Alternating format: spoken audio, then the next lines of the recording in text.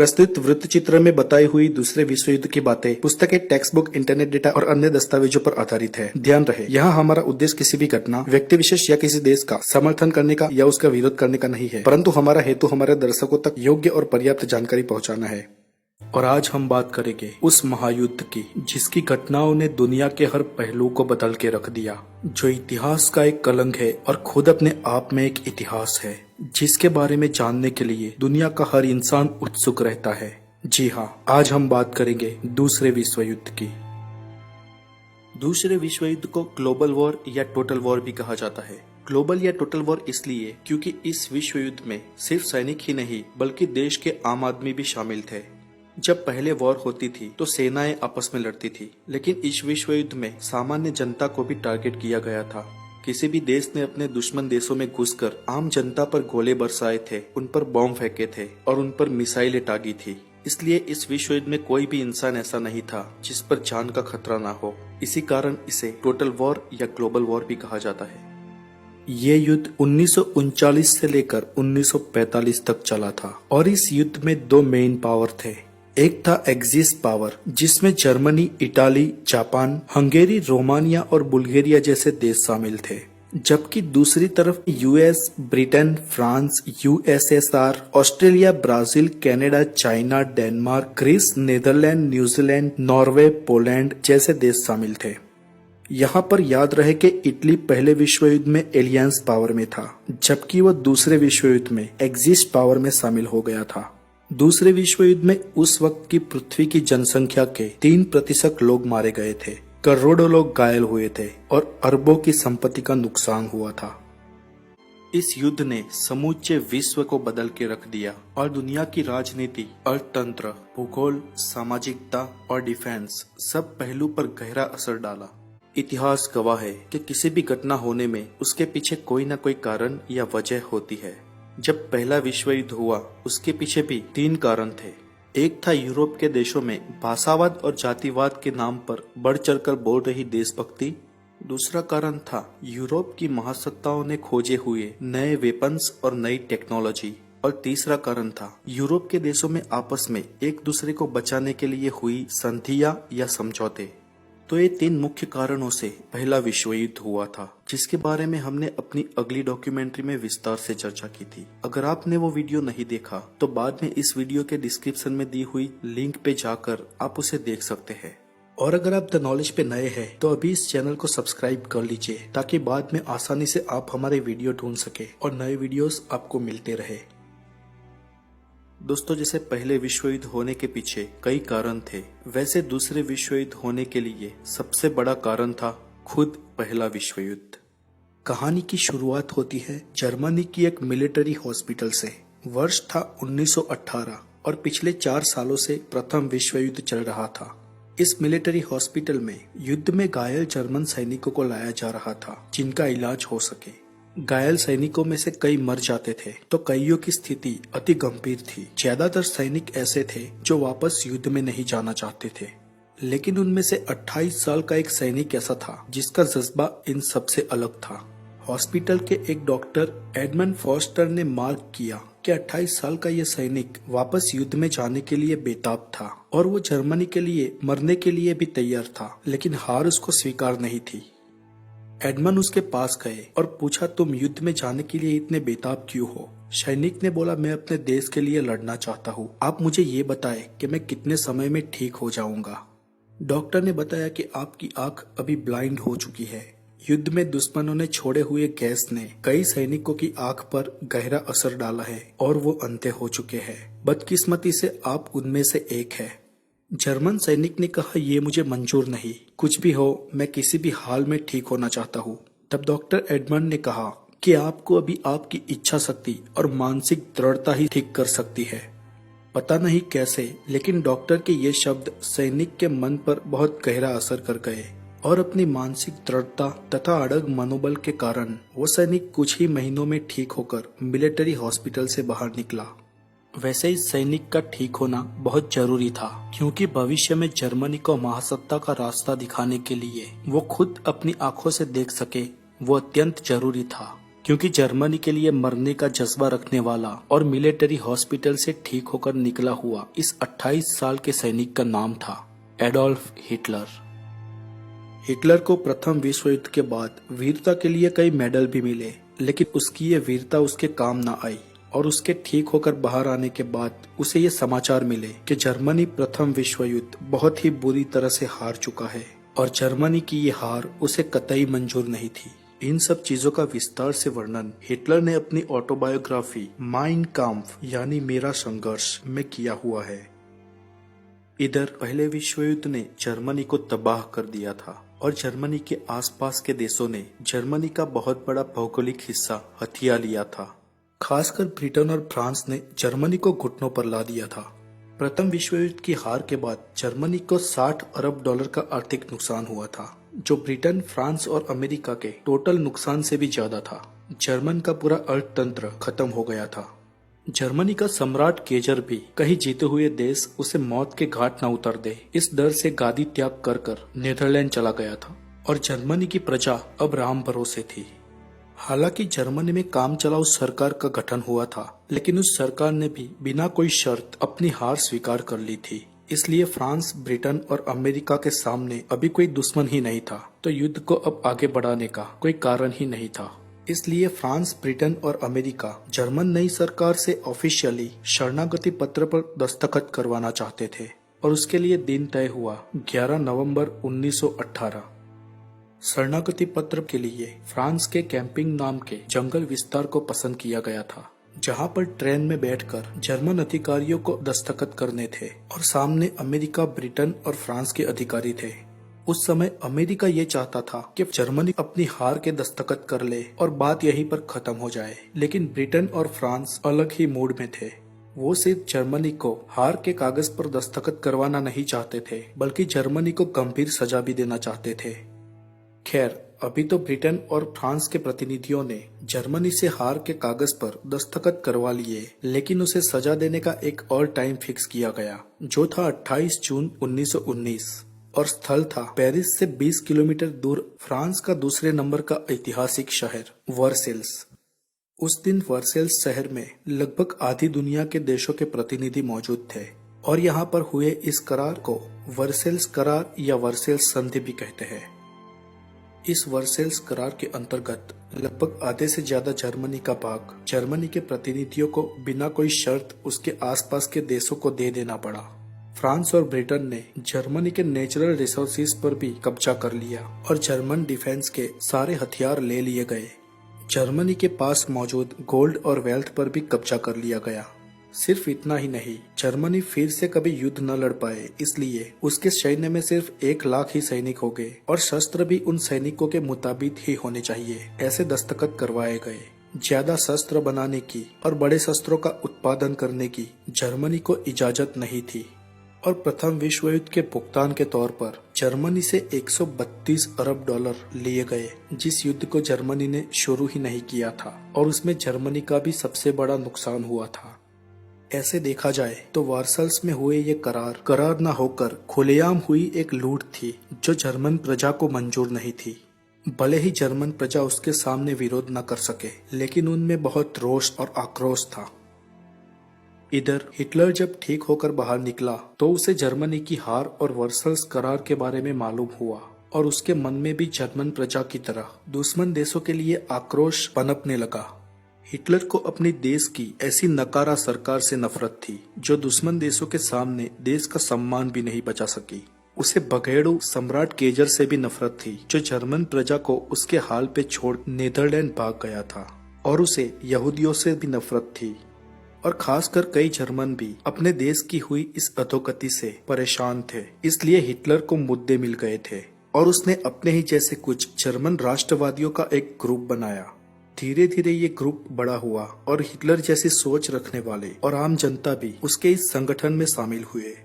तादाद बढ़ने से संगठन एक पार्टी में परिवर्तित हो गया और उसने अपनी इस पार्टी को एक नाम दिया, जो था national socialist German worker party, जिसे हम शॉर्ट में नाजी के नाम से भी जानते हैं।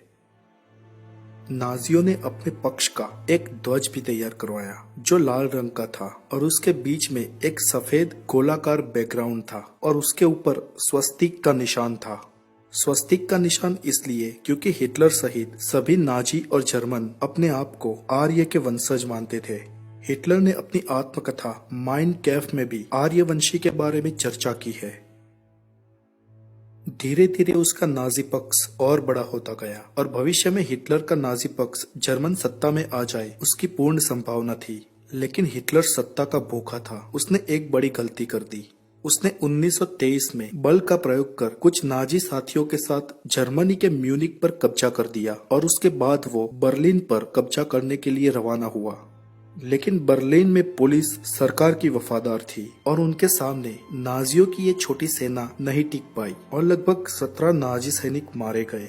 बाकी बचे को हिरासत में ले लिया गया और उनके साथ हिटलर को भी जेल हुई। कोर्ट ने हिटलर को 5 साल की सजा सुनाई और कुछ सरकारी नाजी अफसरों को निष्कासित कर उन्हें भी सजा दी गई। जेल में बैठकर हिटलर ने माइन काम्फ हिंदी में मेरा संघर्ष नाम की अपनी आत्मकथा लिखी जिसका हमने आगे जिक्र किया।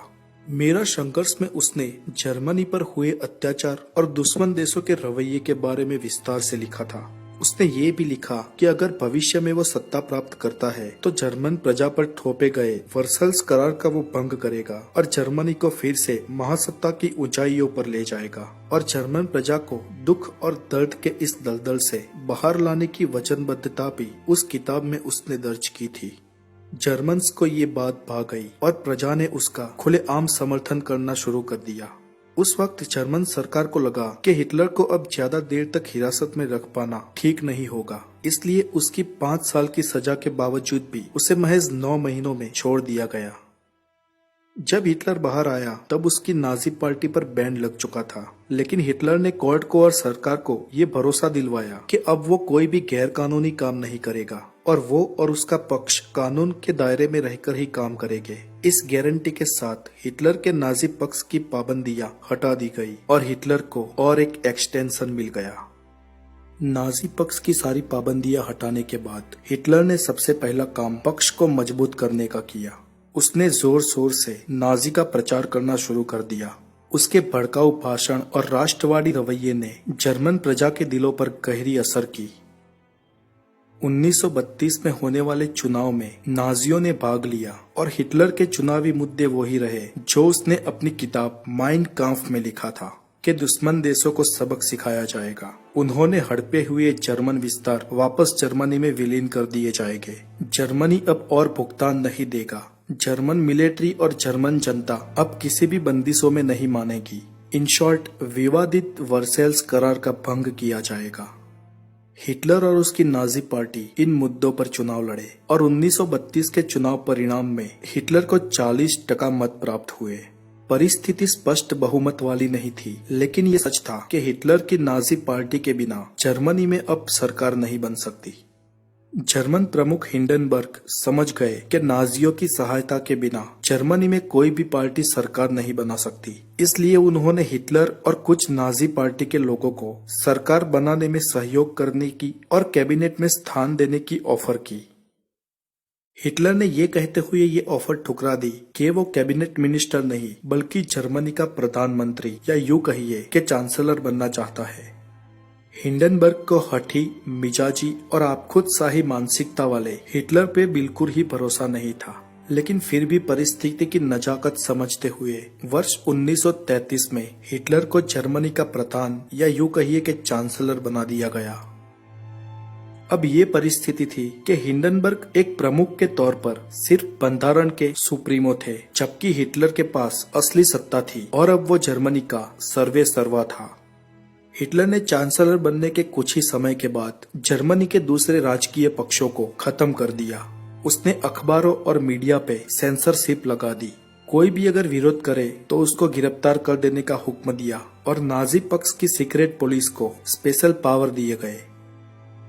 1934 में प्रमुख हिंडनबर्ग का अवसान हुआ। उसके बाद हिटलर ने अब चांसलर के साथ साथ प्रमुख पद भी हथिया लिया और चांसलर प्लस प्रमुख दोनों को मिलाकर वो जर्मनी का एक सरमुखत्यार शासक बन गया। अब उसे किसी की परवाह नहीं थी और जर्मनी में अब कोई उसे चैलेंज करने वाला नहीं था। हिटलर ने अब जर्मनी को लगातार काम पे लगा दिया। उत्पादन में सतत बढ़ोतरी हो ऐसे नियम और कानून लगा दिए गए। वर्सेल्स करार का भंग करते हुए असंख्य हथियार, तोप और सबमरीन्स बनाने का कामकाज फोर्थ गियर में लगा दिया। जर्मनी की हर चीज अब स्पीड में हो रही थी। इन सब के बीच उसने कई अमानवीय काम भी किए। कई लोगों को मौत के घाट उतारा, कई लोग बेघर हुए और यहूदी कम्युनिटी के ऊपर तो उसने कभी न माफ करने वाला बर्बरता पूर्वक अपराध किया। खैर, जर्मनी की प्रगति होती रही। फ्रांस और ब्रिटेन ये सब देख रहे थे, फिर भी हाथ पे हाथ धरे कुछ नहीं कर पा रहे थे। इधर जब हिटलर ने जर्मनी को वेपनाइज कर दिया, उसके बाद उसने जर्मनी के हथियाए हुए प्रदेशों को दुश्मन देशों से वापस लेने का प्लान बनाया। सबसे पहला हमला उसने राइनलैंड पे किया। राइनलैंड मूल पहले जर्मन प्रदेश था, लेकिन उसको फ्रांस ने हथिया दिया था। 1936 में हिटलर ने फौज भेजकर इस राइनलैंड नामक प्रदेश को वापस ले लिया और उसके सामने फ्रांस विरोध भी न कर सका। उसी साल जर्मनी ने ऑस्ट्रिया और चेकोस्लोवेकिया ने प्रथम विश्व युद्ध के बाद हथियाए हुए जर्मन पासी प्रदेशों को भी वापस ले लिया और उसके बाद अगला टारगेट था पोलैंड। जर्मनी का सबसे बड़ा भूभाग जिसने हथियाया था वो देश भी पोलैंड ही था। यहाँ पोलैंड पे अगर आक्रमण हुआ तो फ्रांस और ब्रिटेन उसकी मदद करेंगे, ये जुबान इन दो देशों ने पहले ही दे रखी थी। इसलिए पोलैंड पे युद्ध करने के लिए हिटलर ये चाहता था कि किसी तरह ये साबित कर दिया जाए कि पोलैंड ने पहले जर्मनी पर आक्रमण किया था। इसलिए हिटलर ने एक नाटक रचा। हिटलर ने मृत्यु की सजा सुनाए गए कैदियों को पोलिश आर्मी का यूनिफॉर्म पहनाकर उन्हें शूट करके मार डाला और जर्मन बॉर्डर पर रखवा दिया। कुछ ही समय बाद जर्मन बॉर्डर से ये समाचार टेलीकास्ट किए गए कि कुछ पोलिश सैनिकों ने जर्मनी में घुस की है और इन समाचार को पोलिश भाषा में भी ट्रांसमिट किया गया ताकि पोलैंड भी समझ सके। और इस नाटक के बाद सुबह 4:45 पर जर्मन टैंकों ने पोलैंड पर हमले शुरू कर दिए और ये था दूसरे विश्व युद्ध का आरंभ। दिन था 1 सितंबर 1939 और इस वक्त के बाद 5 साल तक खत्म न होने वाला भयानक विश्व युद्ध शुरू हो गया, जिस युद्ध में उस वक्त की दुनिया की 3% आबादी खत्म हो जाने वाली थी। अरबों डॉलर का नुकसान होने वाला था, करोड़ों लोग बेघर होने वाले थे और कई देश उजड़ जाने वाले थे। 1 सितंबर की सुबह 4:45 पर जर्मनी ने जिस महायुद्ध का आरंभ किया, उसके कुछ ही घंटों में लगभग 15 लाख जर्मन नाजी सैनिक पोलैंड के अंदर घुस गए और महज 1 महीना होते होते तो पूरे पोलैंड देश को जीत लिया। पोलैंड पे हमला होने के हालात में मदद का वायदा देने वाले फ्रांस और ब्रिटेन भी इन हालात में कुछ न कर सके। पोलैंड को जीतने के बाद लगभग 6 महीने तक हिटलर शांत रहा। उसने कोई भी प्रतिक्रिया की नहीं, लेकिन उसका अगला टारगेट फ्रांस और ब्रिटेन थे, क्योंकि यही वो देश थे जो जर्मनी की दयनीय स्थिति के लिए जवाबदार थे और वर्सल्स करार के नायक। दूसरे विश्व युद्ध में हिटलर जर्मन सत्ता को पूरे यूरोप में फैलाना चाहता था और वैसी ही सोच रखने वाला एक और तानाशाह इटली में पैदा हो गया था, जो था मुसोलिनी। मुसोलिनी इटालियन सत्ता फिर से यूरोप में खड़ी करना चाहता था और रोमन राज्य जैसी हुकूमत वापस लाना चाहता था। वहां तीसरी ओर पूर्व में जापान लड़ रहा था। जापान एशिया में अपनी हुकूमत बनाना चाहता था और पूर्व तथा दक्षिण एशिया के देशों को जीतकर उन पर अपनी हुकूमत कायम करना चाहता था। तो इस तरह साम्राज्यवादी नीतियों को ध्यान में रख ये 3 देश विश्व युद्ध लड़ रहे थे। अब हिटलर बहुत ज्यादा ही महत्वाकांक्षी बन चुका था। वो सभी देशों पर जर्मन राज लाना चाहता था। फ्रांस और ब्रिटेन पे हमला करने के लिए उसे और ज्यादा शस्त्रों की और डिफेंस पावर की जरूरत थी, इसलिए उसने फिलहाल वो हमला स्थगित रखा और उत्तरी यूरोप के एक स्कैंडिनेवियन देश नॉर्वे पर हमला कर दिया। 9 अप्रैल 1940 के दिन लगभग 15,000 सैनिक, 1,000 फाइटर प्लेन और 28 सबमरीन्स को भेजकर नॉर्वे को जीत लिया और नॉर्वे और जर्मनी के बीच पड़ने वाले देश डेनमार्क को भी अपने ताबे में कर लिया। इतना ही नहीं, कुछ ही महीनों में तो नीदरलैंड, लग्जमबर्ग और बेल्जियम तीनों देशों पर बारी बारी हमला कर जर्मनी में विलीन कर दिया। 1940 का जून महीना आते आते हिटलर को लगा कि अब उसके पास डिफेंस पावर के लिए उत्पादित शस्त्र पर्याप्त मात्रा में जमा हो गए हैं। इसलिए 5 जून 1940 को हिटलर ने लगभग 15 लाख नाजी सैनिकों को भेजकर फ्रांस पर आक्रमण कर दिया। उस समय फ्रांस के पास 8 लाख सैनिक थे, लेकिन उसके सामने 15 लाख नाजी सैनिक, 2000 टैंक्स और 1500 फाइटर प्लेन थे, जिसको उस वक्त हरा पाना फ्रांस के बस में नहीं था। और महज 15 दिन होते होते तो फ्रांस का काम तमाम कर दिया। फ्रांस और ब्रिटेन ने मिलकर जर्मनी को नीचा दिखाने में कोई कसर नहीं छोड़ी थी। वो दिन आज भी हिटलर भूला नहीं था। यहाँ पर इतिहास ने अपने आप को फिर दोहराया। हिटलर ने फ्रांस के वही कैंपिंग के जंगल में वही ट्रेन बुलवाई जिसमें लगभग 21 साल पहले फ्रांस और ब्रिटेन ने जर्मन सरकार से शरणागति पत्र पर दस्तखत करवाए थे। हिटलर ने आज इतने सालों बाद फिर से कैंपिंग के जंगलों में ट्रेन में बैठकर फ्रांस को शरणागति पत्र पर दस्तखत करवाए। अब स्थिति ये थी कि जर्मन सेना लगभग पूरे यूरोप को अपने ताबे में ले चुकी थी। बस अब सिर्फ एक ही देश बाकी था जो उनके सामने झुका नहीं था, वो था द ग्रेट ब्रिटेन। हालांकि ब्रिटेन चारों ओर समुद्र से घिरा देश है, इसलिए अब तक वो अभेद रह गया। लेकिन 1940 में हिटलर ने समुद्री मार्ग से ब्रिटेन पर हमला करने की ठान ली, लेकिन उसके इस विचार में बाधारूप बना उसका सेना अध्यक्ष। हिटलर के सेना अध्यक्ष ने उस वक्त ये कहकर युद्ध को टाल दिया कि ब्रिटेन की वायुसेना बहुत मजबूत है और वो लोग हम पे समुद्र में हवाई हमला कर सकते हैं। इसलिए हिटलर ने कुछ समय प्रतीक्षा की और अपनी वायुसेना को और मजबूत बना लिया, ताकि जब वो ब्रिटेन पर हमला करे तो जर्मन वायुसेना उस पर काउंटर अटैक कर सके। और कुछ ही महीनों बाद जर्मनी और ब्रिटेन के बीच घमासान युद्ध हुआ, जिसे बैटल ऑफ ब्रिटेन भी कहा जाता है। इस युद्ध में ब्रिटेन के 1000 और जर्मनी के लगभग 1800 फाइटर प्लेन निस्तनाबूद हो गए। महीनों तक चले बैटल ऑफ ब्रिटेन के बाद हिटलर का धैर्य टूट गया। हालांकि आधे से ज्यादा यूरोप पर जर्मनी की हुकूमत थी और कुछ समय और हिटलर ये युद्ध जारी रखता तो ब्रिटेन को आज नहीं तो कल हारना ही पड़ता। लेकिन कूटनीति में हिटलर इतना अच्छा नहीं था जितना वो राजनीति में था, और वो न करने वाली 3 बड़ी गलतियां कर बैठा। उसकी सबसे बड़ी एक भूल तो ये थी कि उसने ब्रिटेन के साथ युद्ध को स्थगित कर दिया और ब्रिटेन को बाद में हराने की सोचने के बाद वो फिलहाल यूरोप के अन्य देशों पर हुकूमत करने की सोचने लगा। हिटलर की दूसरी और सबसे बड़ी अक्षम्य गलती ये थी कि उसने रशिया के साथ बिना कोई कारण ही युद्ध छेड़ दिया। रशिया के साथ युद्ध करने के लिए हिटलर ने 30 लाख सैनिक, 7000 टैंक्स और 4000 फाइटर प्लेन रवाना किए। उस समय जर्मन नाजी सैनिकों ने रशिया में घुस की, लेकिन बाद में वो रशियन सैनिकों के सामने और रशिया के ठंड मौसम के सामने नहीं टिक पाए और लगभग 9 लाख नाजी सैनिक मारे गए। और रशियन सैनिक जर्मन नाजी सैनिकों को खदेड़ते हुए जर्मनी की बॉर्डर तक आ गए। हिटलर ने तीसरी भूल ये कर दी कि उसने बिना कोई वजह अमेरिका से युद्ध डिक्लेयर कर दिया, जबकि विवादित वर्सेल्स करार के वक्त और उससे पहले अमेरिका का रवैया जर्मनी के लिए सॉफ्ट था और अमेरिका और जर्मनी के बीच कोई दुश्मनी भी नहीं थी। जापान ने 7 दिसंबर 1941 के दिन अमेरिका के पर्ल हार्बर पर हमला किया। उसके 4 ही दिन बाद हिटलर ने अमेरिका के साथ युद्ध की घोषणा कर दी। हिटलर ने शायद ये सोचा होगा कि अग्नि एशिया में जापान ब्रिटेन के सामने लड़ रहा है, जो जर्मनी का दुश्मन था, इसलिए दुश्मन का दुश्मन दोस्त हुआ। और अब जापान ने अमेरिका पर हमला कर दिया, इस वजह से दोस्त का दुश्मन दुश्मन हुआ। शायद इन समीकरणों के चलते हड़बड़ी में हिटलर ने अमेरिका के साथ युद्ध डिक्लेयर कर दिया, लेकिन इसके परिणाम जर्मनी और हिटलर के लिए बहुत घातक साबित हुए। 6 जून 1944 के दिन अमेरिका, ब्रिटेन और दूसरे मित्र राष्ट्रों की सेना यूरोप में घुस गई और जर्मनी पर हमला कर दिया, जिसमें कई नाजी सैनिक मारे गए। और वर्साइल्स करार में हुए अत्याचार का बदला लेने वाला जर्मनी फिर से घुटनों पर आ गया। इधर 1943 में जर्मनी का खात्मा बुलाने से पहले ही इटली को अपने कब्जे में कर लिया और मुसोलिनी को हिरासत में ले लिया।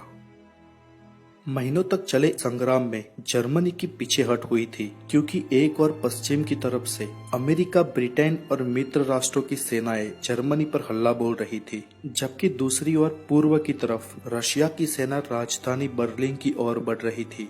इन हालात में अब जर्मनी की हार और तानाशाह हिटलर का अंत निश्चित था।